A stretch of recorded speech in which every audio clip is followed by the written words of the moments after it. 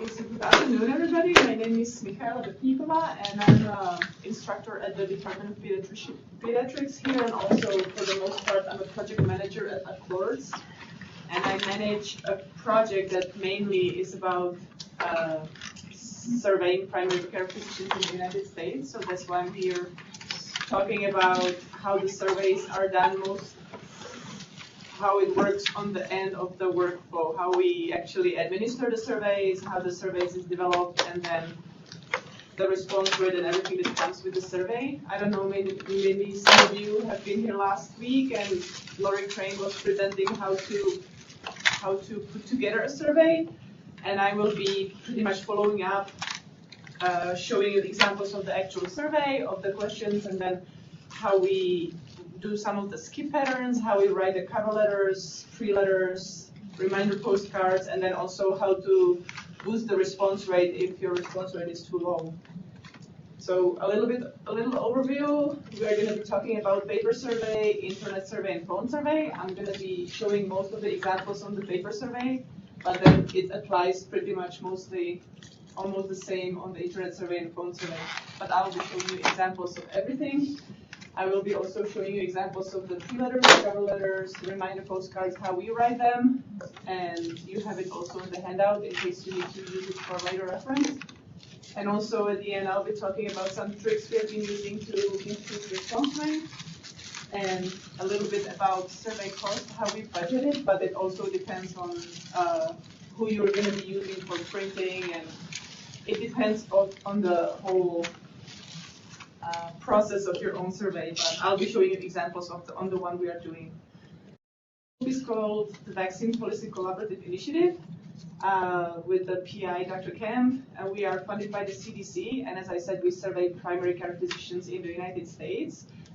Based on the survey population, you may be surveying patients, nurses, random populations. So there's a little bit difference how you want to develop the survey based on your target population. I will be showing examples on this survey of primary care physicians, but I'll be also giving you some tips how to change the survey for different populations. Let's start with the paper survey.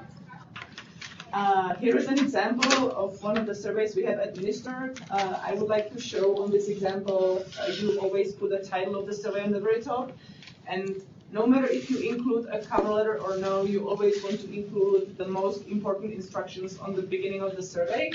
So first you can see a sentence about what the purpose of the survey is, and followed by the instructions, because some primary care physicians may have several different practices, so we are asking them to answer based on the primary outpatient practice. So if there is an instruction, let's say if it is a patient and you need to have a response based on a certain period of time, let's say when you were pregnant, and then the survey is about pregnancy, make sure you always highlight the instructions on the very beginning of the survey. And then I'm including some examples of questions. I know Lori Crane probably talked about some questions, but I would like to show you some of the easy and more complicated questions. So here you can see it's an identical question, except one is about female patients and one is about male patients.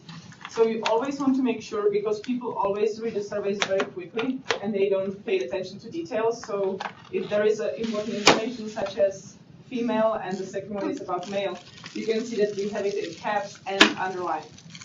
So you always want to make sure you highlight what the difference is, because always expect people are going to be reading the surveys very quickly and not paying too much attention. Here is a sample of a question about Likert type of scale.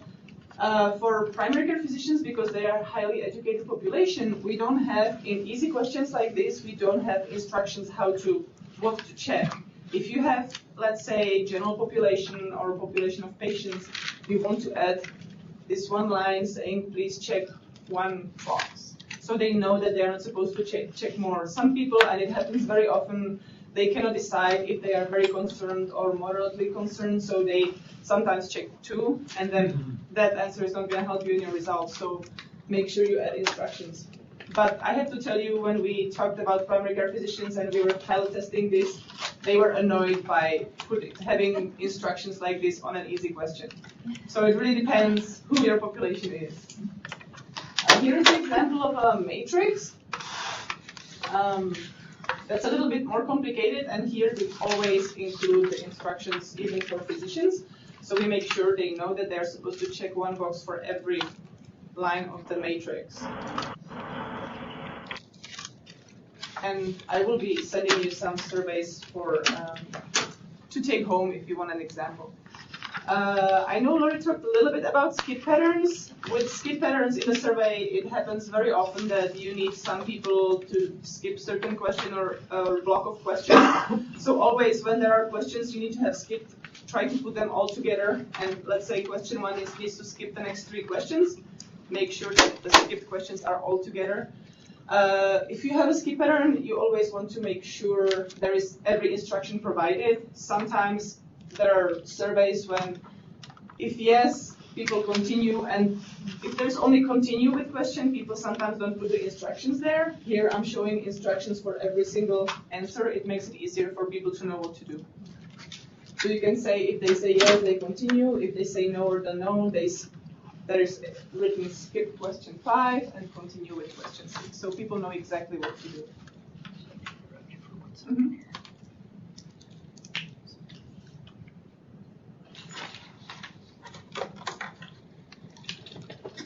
Seems like the people who are connecting by Zoom are not able to. The audio is not here. Oh, okay.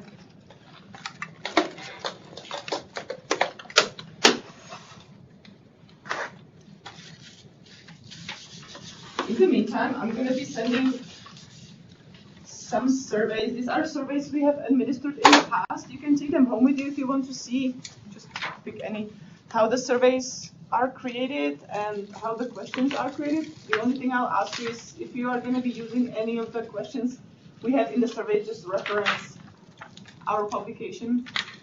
There's example of different surveys and how we created the questions. Actually, Lori Crane was part of the team, so she has been part of the creating the surveys with us. I will show you an example of a little bit more difficult skip pattern. This one I do not recommend to use with any population. As I said, we are using this with primary care physicians, and they were okay navigating these questions, and they had no problem. But if this was a population of students, patients, I would definitely break this into separate questions and have them skip certain questions. But here's an example. You can see that the yes, no, don't know is reordered based on how we need to fit the follow-up question. We had to do it this way because we had only 8 pages to work with, and we had a lot of topics and questions to ask physicians, so we had to save space. So this is an example how you can save space on the paper survey, because the longer the survey looks like, the less likely people are going to fill it up. So you want to make it as short as possible, and this is one way how to save space on paper.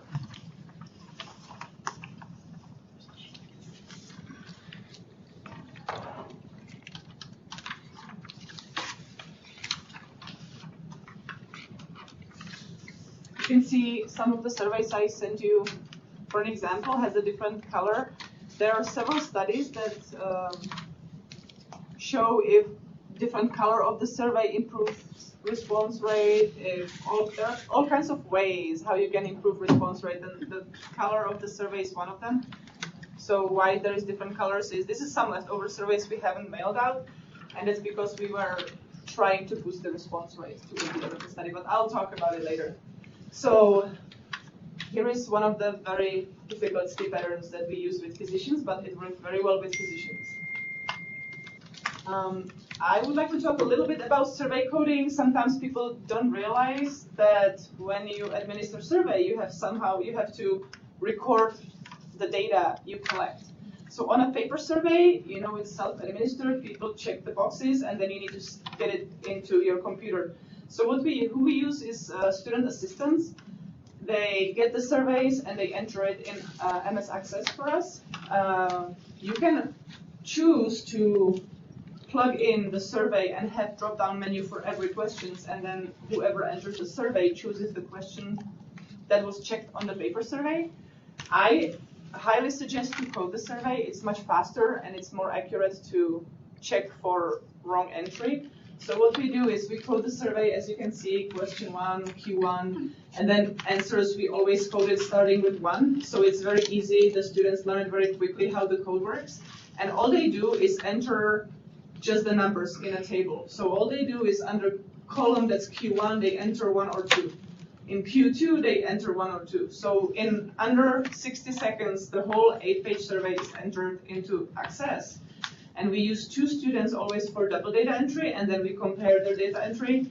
And if there is any difference, we fix whoever made the mistake. So we go back to the paper survey, we see where the problem was, where each student entered a different code, and we check what the real answer was and fix it. So unless we pretty much keep cleaning the data until both data entries by 2 different students are identical, and then we know we have the correct data entry.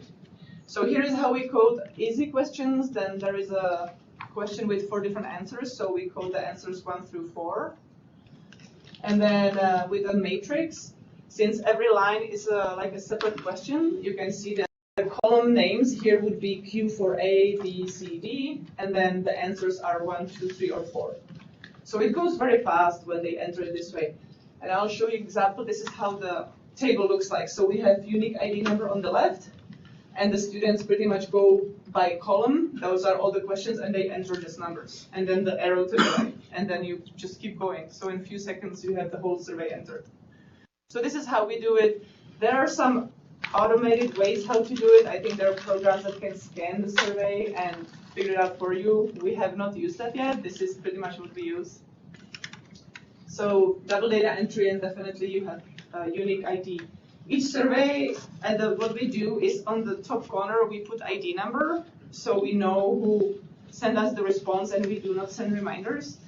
If you use a printer and you always print paper surveys for each mailing, you can have the ID number printed on the survey. What we do is we order, in the beginning of the study, we order thousands of copies, and then we just use them for every mailing. And it's much quicker for us to put the ID number on the survey of the non-responders than having always printed new sets of surveys. So it's up to you what method you choose. So let's move on to internet survey. If you have any questions during any time, please just let me know. I think it's better to answer it right away. So internet surveys are very similar to paper surveys, except you get the answers right away. So you don't have to worry about coding. You don't have to worry about having anybody put the data in an electronic form for you. Again, the survey has a title, instructions, and it's linked to a unique ID. Here I want to show you an example of a survey, except the link is not working, so I need to go to... So here is an example using Qualtrics. This is a survey you can use through the UCD as well as RedCap. So there are a few providers you can use that are IRB approved, and there are other surveys you could use different. It depends on what information you are collecting. So if it is sensitive information, you should be using definitely IRB approved. Here is one of the surveys that may be even circulating here. What I wanted to show here is Qualtrics is very good about showing, first of all, on the top is a progress bar. It's always a good idea to show people how far they are through the survey. So at the very top, you can see 0% and on the right 100%, so they know how much left is, especially with primary care physicians, they have so little time to fill out survey. Another function you want to make sure, once you choose who you want to use for the internet survey, which provider, is to be able to keep partially filled surveys. So some people get halfway through, then they get interrupted. They need to be able to return where they ended because nobody wants to do the whole survey again. Most of the surveys are able to do this using the cookies. So as long as the person is on the same computer, it should save all the answers. So the nice thing about Qualtrics is right here you can see the answer scale. So you can slide this bar and go right or left as you need. So this is a really nice type of questions we have been using lately. So when you choose who are you going to use, RedCap, Qualtrics, SurveyMonkey, whoever, just make sure there are the questions, the type of the questions you need to use. So sometimes you have a scale like this, and for example, RedCap I don't think has this sliding bar. They have a little bit different way. So you have to be creative. The idea is if you're administering a survey on paper and on internet, it should be the same survey. It should look almost the same. So there is no difference how people, there can be an error based on how people understand the question or how the question looks like online. So for example, I can tell you a lot of people fill out surveys on their smartphone or on a tablet. So if the question is too wide and, for example, some of the answers are out of the screen, then you're really forcing people to choose few of the left side questions. So if you have to make sure that when you develop survey online, you check it on a tablet, you check it on smartphone. You don't always check it on a screen, looks good, and you administer. Okay? Qualtrics actually, you can look at individual questions and it'll scale them for you, and it'll tell you if it's going to have a presentation problem for smartphones. Yeah. Qualtrics is a very nice one. That's why we have been using it. But I always suggest people, when they are developing the survey, test it on your own smartphone to check if there are any issues. Okay, let's go back to the presentation.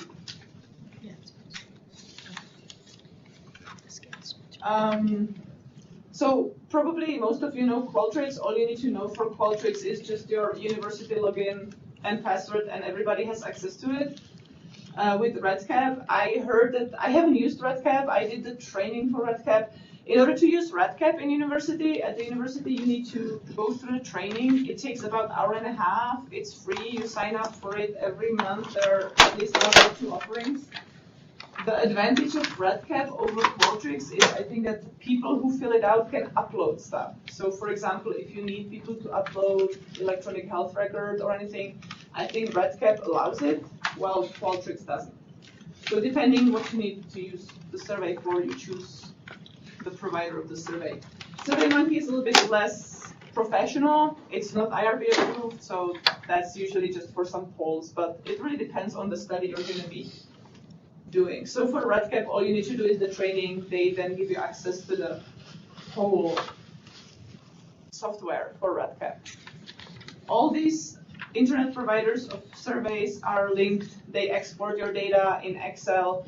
They can export it directly to SPSS, and it's IRB approved, these 2 examples. Let's look into the phone survey. Those are a little bit more difficult for the interviewer, and I'll show you how the script looks like. So you need to write everything for the person who's doing the interview. Usually what we do is in caps, we write instructions for the person who's making the phone call, and then the other questions are in regular letters, as you can see here. So it's a lot of write-up. You have to pretty much write everything the person is going to say. It's not only the survey questions, but you need to put all the text, because it's really not easy to always react to what the person on the phone says. So you pretty much want to think about all the options, and then once you make the first or 2 interviews, usually what we do is the project manager or somebody who's more experienced does the first interview. You find out what the issues were, what questions people had, and then you improve your script for the person who's going to be doing the majority of your interviews. So here is, you can see if no, if yes, so people have different answers. You have to put all the possibilities into the script so people know how to lead the interview. There is a example of a question. So again, there is regular text, what the person is going to say, and then in caps you can see instructions for the interviewer. Here's all the check all that apply, and then there is usually very often you use sentences like let's move on to the next question, or you have transition text for the person to say on the phone. And then skip pattern here again, all caps, and so the person who's doing the interview knows where to skip. So usually they have a paper survey, that's the easiest. We have done a lot of phone interviews when the person was so experienced enough that she was able to check it already online. So then she didn't have to go back and from the paper put it online. But as she was doing the interview, she was actually clicking it online and putting it in an online survey. So that saves a lot of time, but it also requires a lot of skills and experience. How are we doing with time? Okay. So developing survey is a long process. It takes a lot of time. We have managed to shorten the process into 12 weeks, which is really quick. And I'll show you how we do it, but there's a lot of back and forth, a lot of, when you're developing the survey, you need to make sure the survey is perfect, pretty much. I mean, nothing is perfect, but you want to have it perfect. So from the very first survey draft we put together, we have input of advisory committees, which are people who understand the topic very well, who are in the field which you are surveying. So it has to be somebody who knows about the topic a lot. Then you need to pilot test the survey. That's where you find out if some of the questions don't make sense. This often happens with questions, let's say, you say how often you do something, and then you have, once a day, twice a day, 3 times a day, and so on.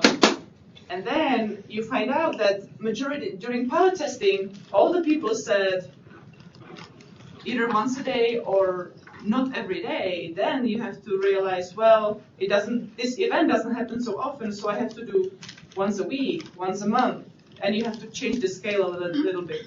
So if everybody during pilot testing answers a certain way, then you have to increase the range, if you know what I mean. So if something happens more often than you expected, and you had only, frequency of once a year, then you have to look into the 1 year in more detail. How many people do you suggest for pilot testing? For pilot testing, Yeah. as many as you can. So we have usually a pool about 80, 90 people. And for pilot testing, because the pilot testing takes only a week, we usually get only 15 responses back. So the response rate for pilot testing is much lower because you don't remind as often and you don't have 8 weeks to wait for responses. But some people have only, let's say, 5 people. And for example, if you pilot test a phone survey, you are calling the person, so you don't need as many. For internet survey, we pilot test only online. We don't send paper survey to pilot test because the online survey looks exactly the same as the paper survey. And as I said, we have around 80, 90 people in our pilot groups, and we get about 15 responses back. But that's enough. From 15, you can tell if there is an issue with the question. Or let's say, for example, the most important part of pilot testing for us is we see if some skip pattern didn't work. So for example, you could see those very complicated skip patterns. So if, let's say, people who said yes to a certain question suddenly are missing to answer the following question, the skip pattern is wrong. So that's a really good feedback. Pilot testing is very, very important to catch any problems with the survey questions, with skip patterns, with anything about the survey. So after we pilot test, we put together final survey, we get IRB approval to administer the survey, and the whole process of collecting data starts. So here is a little... And that's just to confirm, so you don't need IRB approval because that's all for pre-research planning. So you don't need IRB approval for any of those steps. Once you start pilot testing, you do, but we already have an IRB approval for the whole study, but they requested every time we want to administer a new survey to the main group, they need amendment to the IRB. So for the IRB approval, I'm talking about amendment here. If you do a brand new study, you do need to have IRB approval before you start any interaction with anybody, pretty much. So if you here we have the first interaction for us is advisory committee, and you would need to have approval for that. But I think if you are, even before you're getting funded for anything, you have to have IRB approval, even to get the funds, as far as I know. So You don't always have to have it. you don't always. So pretty much when you interact with someone. But our IRB approval is exempt because we don't collect any sensitive information. It's all opinions and attitudes, so we get exemption. We just need to get amendment before we administer every new survey. So here is the study team in the bottom, in the middle, and you can see how many people we collaborate with in order to develop a survey. So the Vaccine Delivery Expert Advisory Committee, those are usually people from the CDC who are experts in that field for each survey. It's about immunization, so sometimes we have HPV vaccines, sometimes we have different vaccines. Sometimes it's about vaccine some financial issues about vaccinating in physician's office. So it's always different people from the CDC as well as different people from national physician organizations that give us input. So we want to make sure once we develop first draft of the survey, we have captured everything in the topic and it makes sense, everything that's in there. So then we have a conference call with these people, CDC collaborators, and then we have another, after we have first, second, third draft, then we have a community advisory committee meeting. So these are people who are very similar to the people you are going to be surveying. So in this example, because we are surveying primary care physicians, this will be people who we have in our advisory committee are primary care physicians who used to be in our network many years ago, and we asked them, because we don't use our physicians to answer too many surveys, and I'll show you shortly why, because the response rate goes down. We then asked them, would you be willing to be advisory committee and give us input for future surveys? And some of them agree, because this is paid. Usually we pay them $125 for a 1-hour conference call. And they give us input. We send them the survey, they review the survey, they go question by question, and then we talk with them an hour over the phone and we ask them feedback. Was this clear? Was there anything in this question you had to ask other people because we want the physician to answer? And they give us a lot of good feedback. The advisory committee is very, very important. We get a lot of questions. We have to change questions. These are the people who will tell you, I didn't understand this question. It could be this or this. And we're like, oh, we have to reword the question. Or, yeah. So do you list the members of this advisory committee in your protocol? No. It's described. Are you talking about the IRB protocol? Yeah, I was just curious. So we have pretty much described everything that we do. So we have these people, we show that we recruit them from our previous network, and they are giving us consent. So I keep, as a project manager, I keep all the names, and I contact the people, but their names are pretty much nowhere in the study later on. And you could set that before. Yeah, they agree to participate. And then before every meeting, I send an email and say, please let me know your availability. This is the compensation, and this is the week when we're going to be doing the meeting. Are you available? And they all send me back, because these are physicians from the whole US. The time zone is an issue, and so I try to get as many as I can on the phone call, and then, yeah. But it's written in the protocol. We don't have to always get a new amendment when we get new people, because that's usually the IRB tells you very clearly what they want. So if they say, well, every time there is a new person working with you, we need to add them on the protocol, then we would have to do it, but they didn't request it. So here is a little timeline, so you have an idea how long it takes to develop a survey. So it takes about 2 to 3 weeks to come up with the first draft, because we do 8-page surveys, so we have a lot of questions to include. There is a lot of back and forth with the study team to create the question, to make it sound right, to have all the response options. It's always better to have a full list of responses rather than people saying other, and if other, please explain, because most of the people will not take the time to write down a whole text. They like to check. But this is something you can find out during the piloting and advisory committees, because they say, well, you're missing this and this could be an answer, and so we add it on there. So we leave the other for piloting, but then once we get the responses, we add it to the survey, and the final copy, as you can see, and you have example on the table, that doesn't have any other, please explain. So that should have a full exhaustive list of answers. So it takes about 2 to 3 weeks to come up with the first draft. About a week, we usually give a week to people from these national organizations, professionals from the field, to get back to us and let us know what should we add onto the survey, if they have any comments. Another week to update the survey draft to include all the feedback we got from the experts. Pre-testing is what we call when we do the community advisory committee meetings. It's over the phone. It takes 1 hour for the physicians to give us input. And this is usually when we change the most on the survey. We make the most changes based on the feedback. Then we take another week to make all these changes, because it's not only it takes a lot of time to do all the formatting, because the surveys, you can see that took a while to fit it on the page. As you know, the question shouldn't be broken between pages, so you need to make sure each question ends on each page, so that takes also a lot of time. Then we take a week for pilot testing, so we send out the emails, please fill out this survey to the group we have.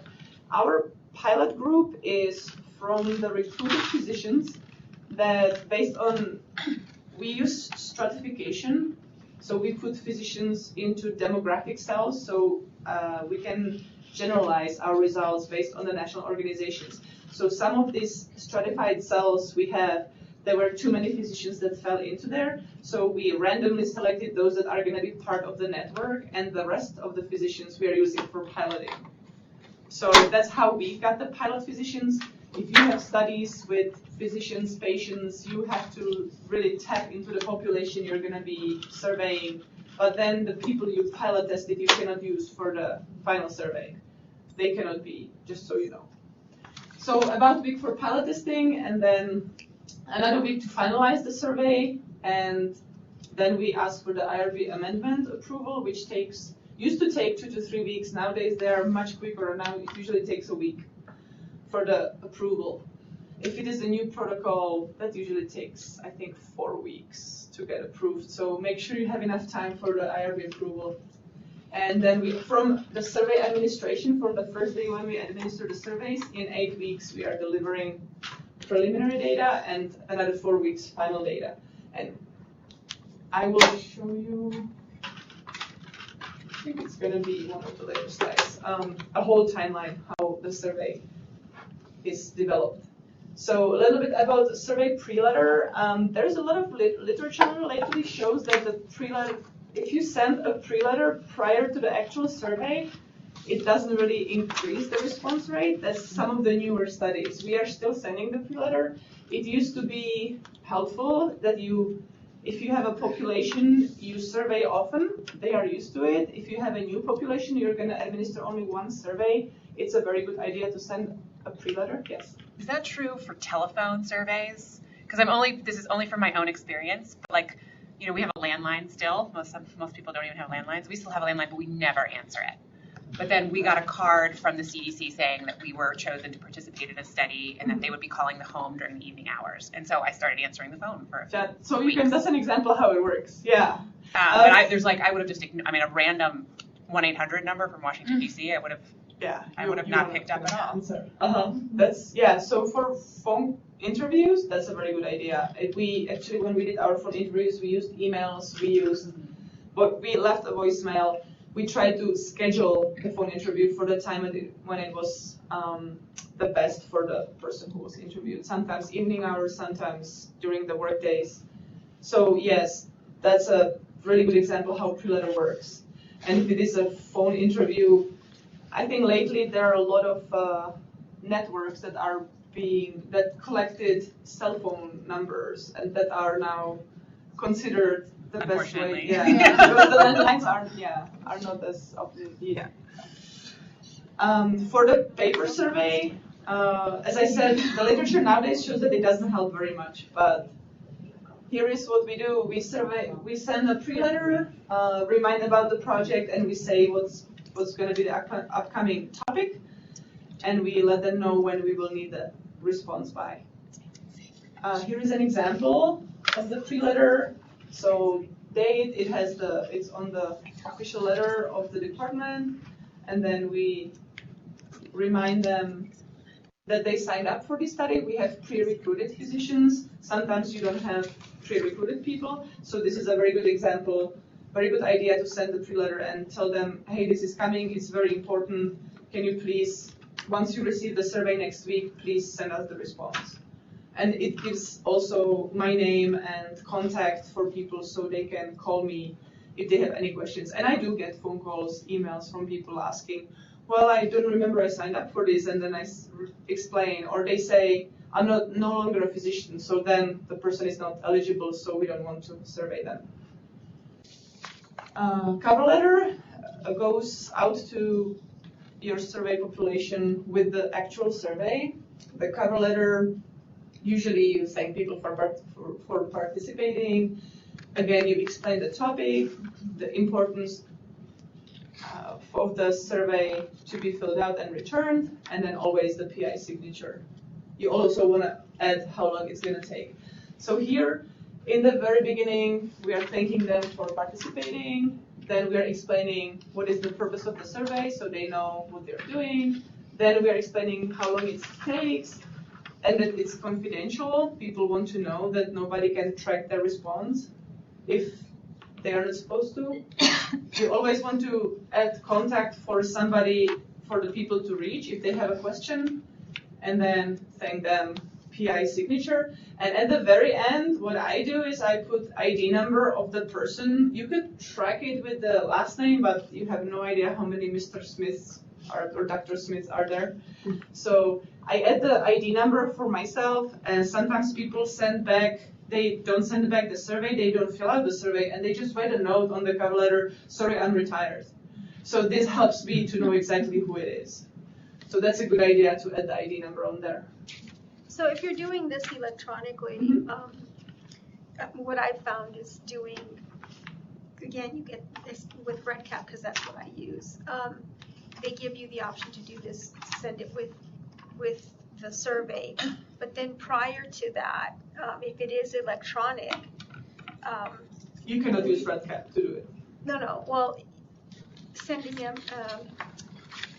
You can send. There's a position within RedCap that you can actually put all this in as a cover letter, and then they get it all in one. The cover letter actually includes a link so that they can then go straight to the survey. But my question is, because you're doing a pre-survey letter, if you had run into any problems if you're just sending the pre-survey letter via the No, what I do is I always mail merge it, so I have the last name of the person who's receiving it, so it's personalized. And I send the pre-letter just from my email. Okay. I don't use RedCap, I don't use Qualtrics for the pre-letter. For the pre-letter. It's like a regular email. Okay. So I put this letter together without any graphics, and I mail merge the last name for the pre-letter, and I send, the upcoming study, and they have my email address, because then from Qualtrics or from any of the internet survey providers, I still send it. It looks like it's sent from my email address. So it keeps coming from the same person, and once people get used to it, it's better because they will open it. And then the cover letter, that goes directly from you can compose it in Qualtrics, in RedCap, and there is the link included right in there. So they get an email and they just click the link and follow the link. Sometimes though, there are a lot of people who cannot open the link, because if they fill out the survey at work, in practice, they have it blocked, any external links. So sometimes all I need to say is, please just copy the link and paste it in a browser, and then it's working. But sometimes they get back to you and they say, well, it's not working. And a lot of people, that's a problem with internet survey, there is spam blocking. So because it's an email address they don't know yet, or it's the first email, it gets automatically blocked. That's why we do not send only internet surveys. All the non-responders receive a paper survey as well. And in the paper survey, we send a cover letter saying, we sent you all these emails, have you received them? And if not, has your email address changed? So then they can update their email address. And then we also give them the option, do you still want to receive the internet surveys via internet, or do you prefer paper surveys from now on? And some people switch because they get hundreds of emails every day, and they just don't want to find the one they are supposed to look for, so they just prefer paper surveys. So reminder postcard is something we send 5 days after we send the first survey, paper survey, and it looks like this. It's usually on a colored paper, and we just remind people, we sent you the survey, it's very important, thank you very much if you already sent it back. If not, please consider filling it out. So again, PI signature, and there's always contact for somebody from the study team, so people, if they have questions, they can call or email. So here is pretty much the timeline. From day one is when we send out the first paper survey. So you can see 5 days before that we sent pre-letter via email. Via not regular post office, the emailed pre-letter can be sent only 3 days before, because that's delivered right away. So you can see day one, the upper area is the mailed surveys, the blue is all the email communication. So usually 2 weeks apart, we send new mailings. So you can see first mailed survey, then 2 weeks later, second, another 2 weeks later, third. And then at the bottom, you can see the first mailed survey to email non-responders. So after they receive 7 emails, and every reminder email is sent only to the non-responders. Then we send a paper survey to the people, and we ask them, we have noticed you haven't responded to the internet survey. Do you prefer to fill out mail surveys from now on?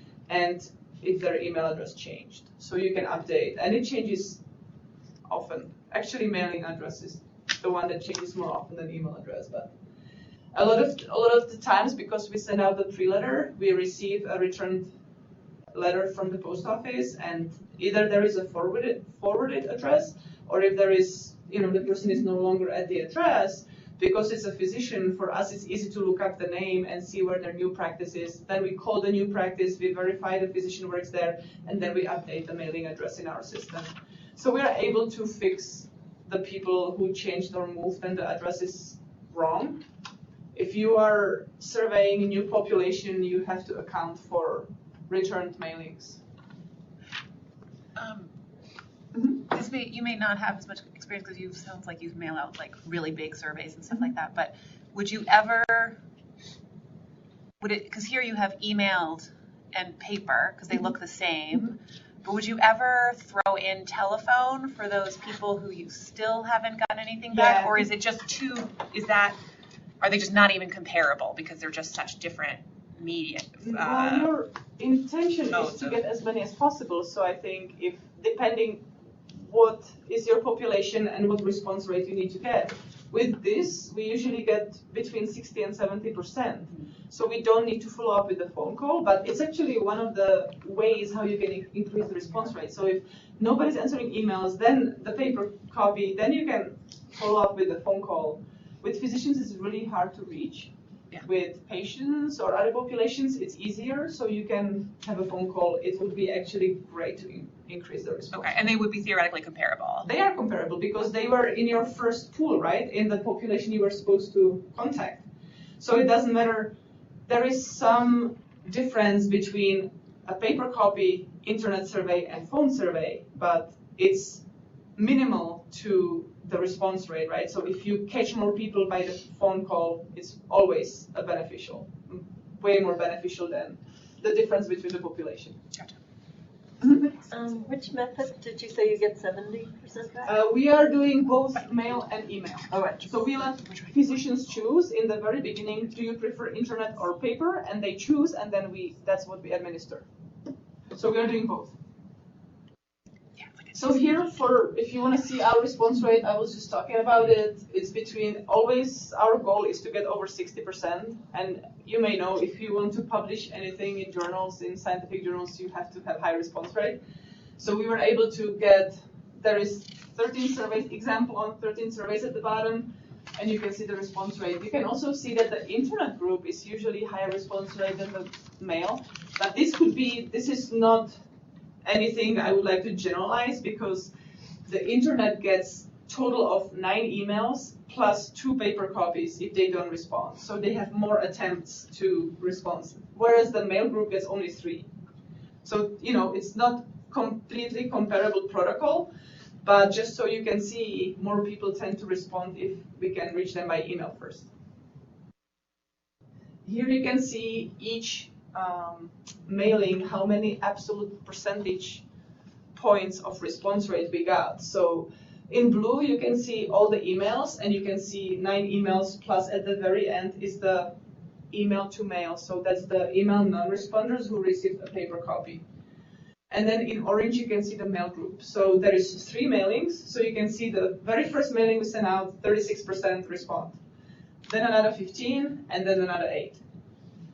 And from the emails, again, from the very first email we sent out, we get 18% of the email people respond to us. And then it goes down. So email number 9, we just get 1%. So you can see any additional email reminder would be useless. So what we do is we send a paper copy to the email non-responders. And then we are able to get another 10 percentage points, and then the second email to mail, we got 6. Here you can see our networks. The more you keep, the longer you keep them, and the more surveys you administer, the response rate is going to decline. So we use each network only for a couple of years, and then we recruit new people to work. So we ask them to respond 2 to 3 surveys a year only, but it's still 8-page survey. It's not insignificant, but you can see from the response rate, let's say pediatricians from 88% on the first survey, they drop down to 69 or 70. So then you don't want to keep using the same people because you're going to have low response. They just get tired.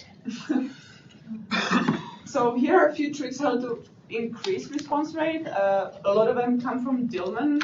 You probably know he's one of the people who did the most research in administering surveys and improving response rate, improving the surveys and everything.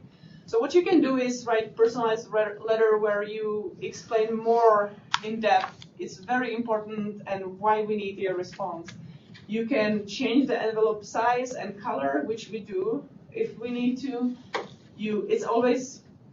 It's been proven that if you attach regular stamp to the return letter, so in each survey you send out this cover letter, survey, and return envelope so people can mail the survey back. If you include a regular stamp on the return envelope, people tend to feel bad to waste the stamp, and they do send the survey back rather than to meter it. But it's also a little bit more work. And then handwritten address, as crazy as it sounds, it really works. It takes a long time to write every single letter handwritten, but let's say we start administering 800, but the non-responders at the very end are only 200 people, so 200 envelopes is a little bit more manageable. So we have our student assistants who write handwritten envelopes. Here is example of the new cover letter. You can see it's a little bit longer, and in the middle we are explaining how very important it is. So it's important, you need to answer, you need to send us your survey back. We can only accurately represent your opinion if we get as many physicians as possible. So you can read this in your handout, hopefully, later. Here you can see look at all the way to the right and what the handwritten envelope did. So you saw all these up to the 10.86%. Once we wrote the handwritten, we got another 10 percentage points back. So let's say the response rate was 50, we wrote the handwritten envelopes and we got to 60. And that was only one mailing we sent out. So it works. It's a good thing to do if you have people to do it or if you can do it. Here is a little bit about budgeting. In each of our networks, we have approximately 450 people. So when you're budgeting for the survey, you need to consider what's going to be a response rate and how many reminders you're going to be sending out and how many people, you have to estimate how many people will not respond. So here is, every time I have to write down exactly how many stamps, how much the printing is going to cost. There is second mailing, third mailing. I have to consider how many email addresses I have, how many people are going to get a paper copy of the survey. So, for example, the protocol I told you with the 9 emails, 3 mailings, and then 2 email-to-mail additional mailings to the email non-responders with 450 people, and at the end, 60, let's say on every 65% response rate, it costs about $2,300. And here you can see, this is just, if you are interested, pediatricians and family general internists prefer to be contacted by internet, so that's cheaper. But if you look, for example, family physicians, mostly because they're a little bit older age and usually rural areas, they prefer mail survey. So this is also important to know once you choose your population, how many email addresses you have, and that's how you budget. So you don't only budget based on price of the stamp, price of printing, but you need to figure out, okay, I'm going to be delivering some via internet, some in paper copy, how much is it going to cost me? Then you have to always consider the stamp of the letter coming out, and you have to include the return envelope inside with the stamp coming back to you. So that all has to be in the budget. And that's pretty much it. If you have any questions, there is information about the following seminars. Anybody? Any questions? Yeah. I was just gonna ask, what color did they say is the best color? There used to be literature saying blue, and one said green. I actually did this just for my own interest as a randomized study that I randomly sent some blue ones and some gray ones. The gray ones are a typical color, and there was no significant difference. So that was my own study, and some literature says yes, there is a little bit. Mostly they say no.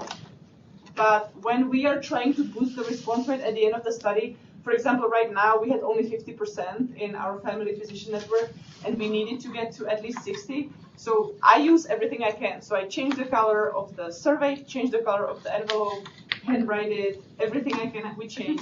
So, and it helped. Any other questions? Did you provide any incentive for people who participate? No, so Don't this do is that no out for the rest of incentive. the recycling. This is pre-recruited people, so we ask them in the very beginning, we say, it's very important, the CDC will use your feedback to improve the national policy, and that's enough for the physicians. But incentive is important for, if you have any random population, I think without incentive nowadays, you don't get a good response rate. Sometimes you don't even get the response rates with the incentive. Here, no, South Campus is The different. timeline. It's a different time.